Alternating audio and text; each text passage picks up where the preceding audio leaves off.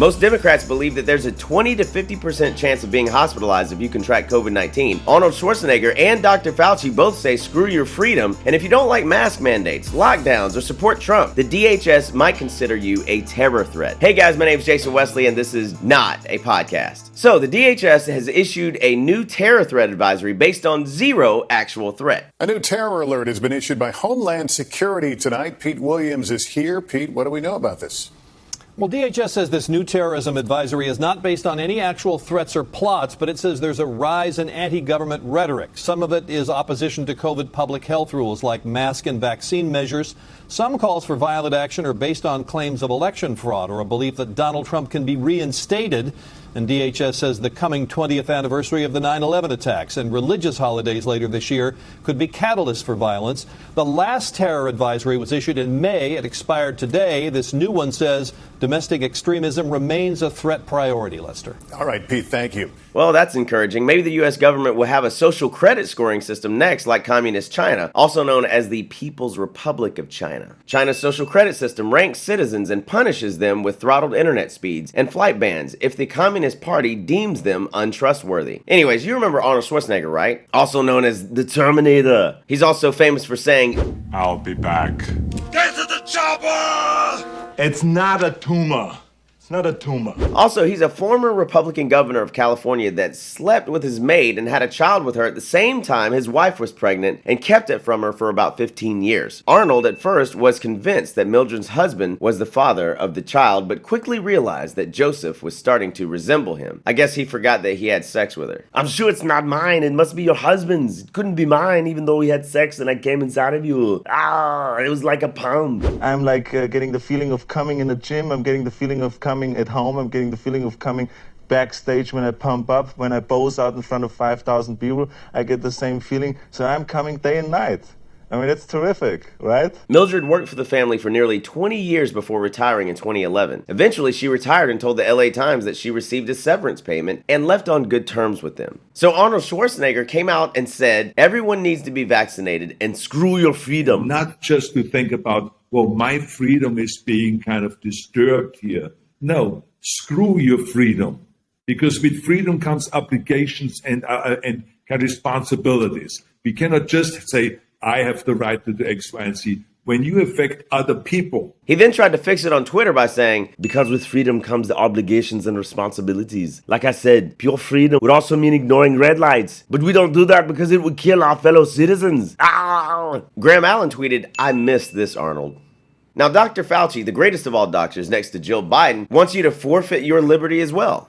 Put aside all of these issues of concern about liberties and personal liberties and realize we have a common enemy, and that common enemy is the virus. And we really have to all pull together to get on top of this. Otherwise, we're going to continue to suffer as we're seeing right now. Now, it's sad that Arnold and many others are being misguided or pressured by fear from the federal government to do the will of the government. And I was going to go over a study and mention the fear porn the media is selling, but Bill Maher sums it up almost perfectly in his monologue the other night. And finally, new rule, don't spin me when it comes to my health.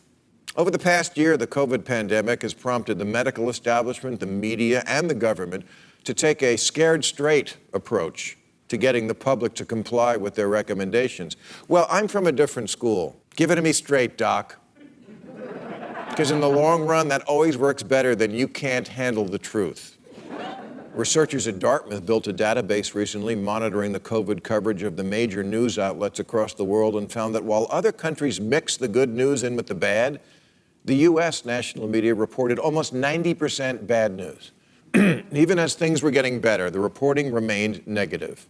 And politicians, they lie because it's their nature to cover their ass so they don't get blamed if things goes badly, and also to keep in practice.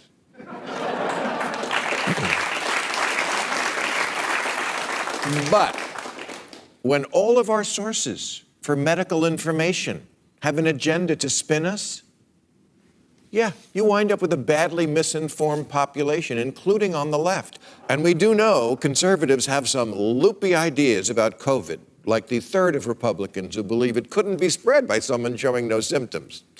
But what about liberals? You know, the high information by the science people?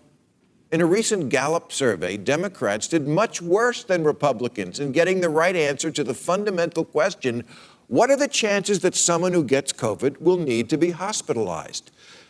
The answer is between 1% and 5%. 41% of Democrats thought it was over 50%.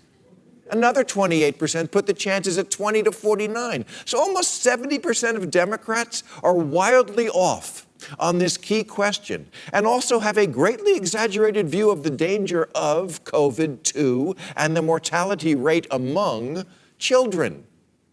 All of which explains why today the states with the highest share of schools that are still closed are all blue states. So if the right-wing media bubble has to own things like climate change denial, shouldn't liberal media have to answer for, how did your audience wind up believing such a bunch of crap about COVID?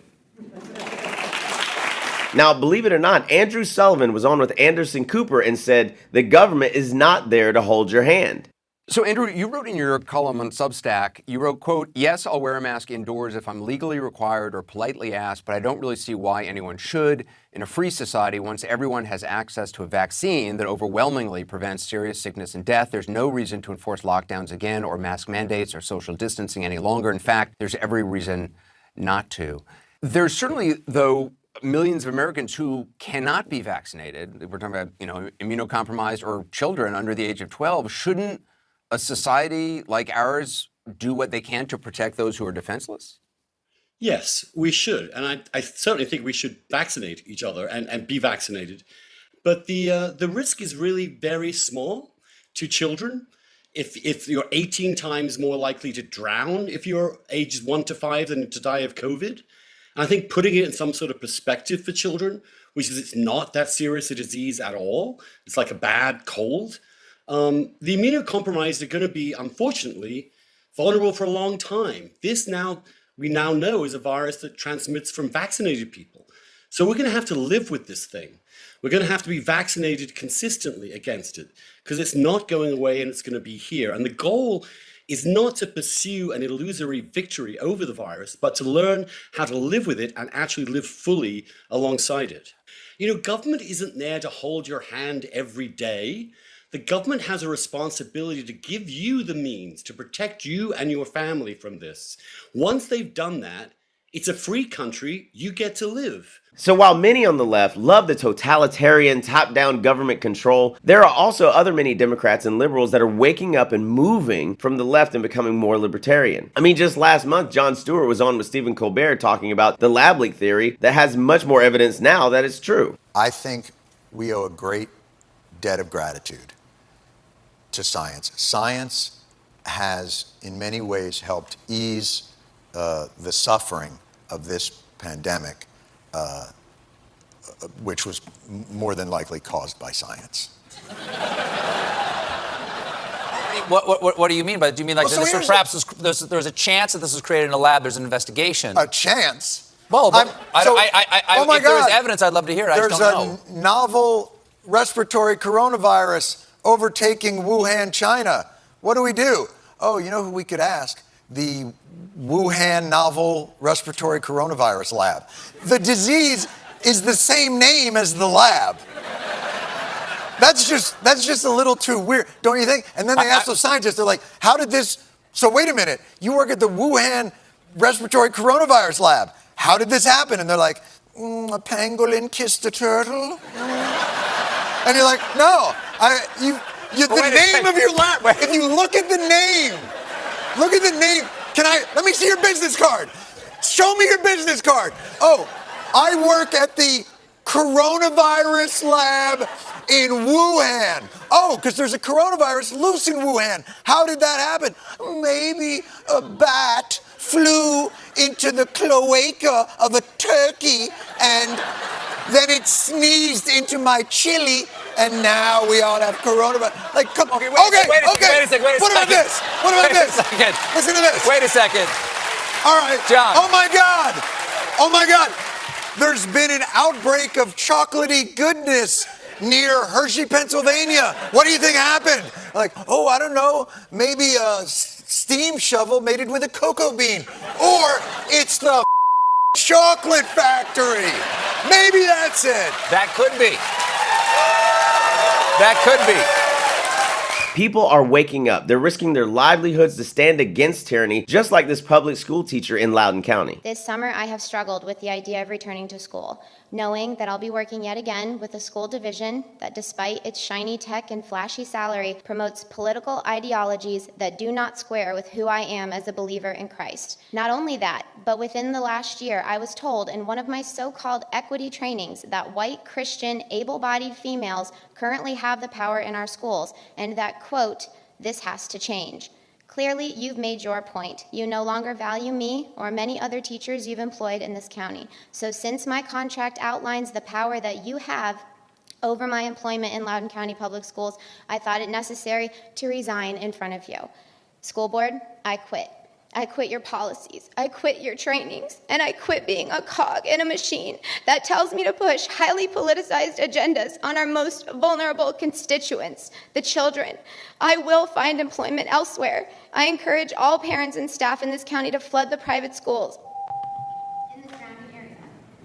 Now, if you didn't notice, they actually cut her mic at the end. In 1788, a speech on the federal constitution, Patrick Henry said, "Suspicion is a virtue as long as its object is the public good, and as long as it stays within proper bounds. Guard with jealous attention the public liberty. Suspect everyone who approaches that jewel. Unfortunately, nothing will preserve it but downright force. Whenever you give up that force, you are inevitably ruined." That jewel is freedom. If there's anything that history teaches us, it's that every totalitarian tyrant, dictator, or communist regime in history needed the people to give up their freedom first. So Dr. Fauci and any other totalitarian top-down government control advocates out there, if you want to screw your freedom like Arnold Schwarzenegger did his maid, go right ahead. But you don't have a right to screw mine.